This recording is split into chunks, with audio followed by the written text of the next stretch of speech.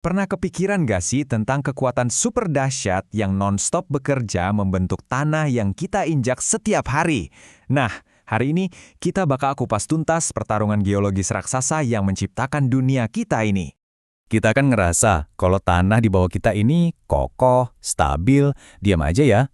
Tapi gimana kalau sebenarnya ini adalah medan perang yang gak pernah berhenti? Jawabannya, wah bisa jadi bakal bikin Anda kaget.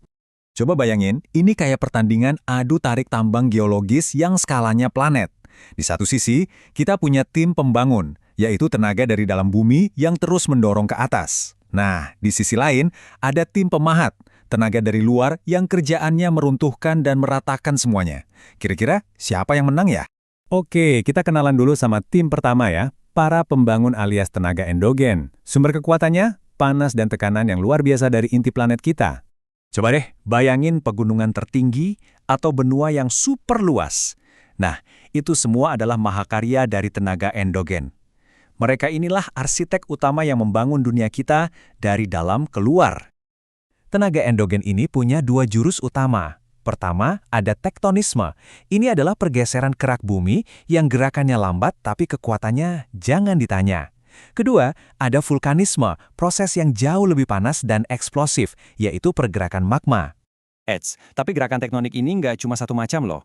Ada gerak orogenetik yang super cepat dan dramatis, yang hasilnya adalah barisan pegunungan megah. Terus ada juga gerak epirogenetik, yang super lambat dan luas. Kerjanya mengangkat atau menenggelamkan satu benua utuh selama jutaan tahun.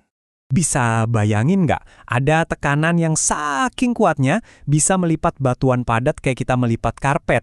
Nah, itulah yang terjadi waktu gunung terbentuk.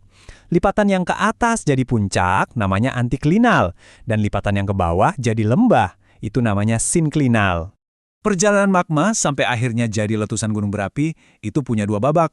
Babak pertama namanya intrusi, waktu magma baru nyoba nerobos, tapi masih ketahan di dalam kerak bumi. Babak kedua, ekstrusi, yaitu ketika tekanannya udah nggak ketahan lagi dan boom, magma meletus ke permukaan. Dan tentu saja ada gempa bumi atau seisme. Ini tuh kayak pelepasan stres besar-besaran. Semua tekanan dari pergerakan dan dorongan lempeng tadi akhirnya dilepaskan dalam sekejap, dan hasilnya adalah getaran dahsyat yang kita rasakan. Oke, sekarang kita pindah ke tim lawan dalam pertarungan ini. Para pemahat, kenalin tenaga eksogen. Mereka ini kerja tanpa henti buat merombak dan meratakan semua yang udah susah payah dibangun sama tenaga dari dalam. Senjata mereka, wah, ada di sekitar kita semua. Angin, air, es, bahkan makhluk hidup. Mereka inilah yang terus-menerus memahat permukaan bumi, menciptakan landscape yang selalu berubah.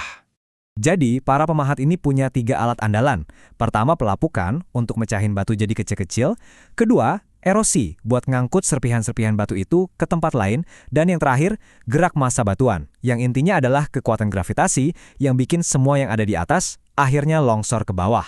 Dari semua agen erosi ini, kalau ditanya siapa jagoannya, jelas jawabannya adalah air yang mengalir. Kekuatannya luar biasa loh, dialah yang mengukir ngarai-ngarai raksasa dan membentuk lembah-lembah subur di seluruh penjuru planet.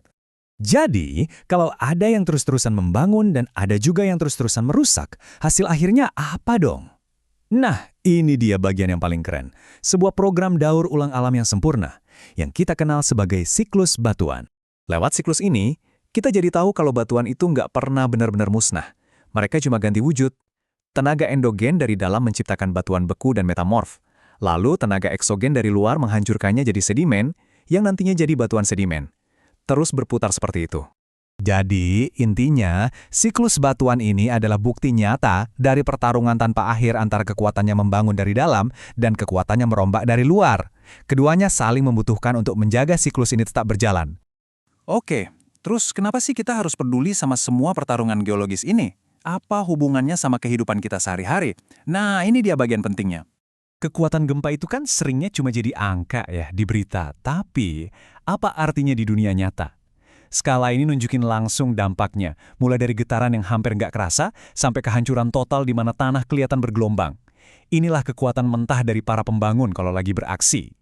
Semua kekuatan alam ini benar-benar kayak pedang bermata dua. Di satu sisi, mereka ngasih kita berkah, tanah vulkanik yang subur, mineral berharga, dan pemandangan yang indah. Tapi di sisi lain, mereka juga yang jadi penyebab bencana alam paling dahsyat yang kita kenal. Dan yang lebih mencengangkan lagi, semua drama geologis ini, semua pertarungan raksasa ini, terjadi di litosfer, lapisan batuan yang tebalnya cuma sekitar 1.200 km. Kerak yang sebenarnya tipis dan rapuh, tempat seluruh kehidupan kita bergantung. Poin utamanya adalah kita ini nggak tinggal di atas bongkahan batu yang mati dan diam. Kita adalah penghuni sebuah planet yang sangat hidup, sangat aktif, dan terus-menerus membentuk ulang dirinya sendiri detik demi detik. Nah, ini semua meninggalkan kita dengan satu pertanyaan penting. Kalau kita tahu bahwa planet tempat kita tinggal ini selalu berubah dan bergerak, bagaimana kita sebagai penghuninya akan beradaptasi dengan langkah atau perubahan besar berikutnya?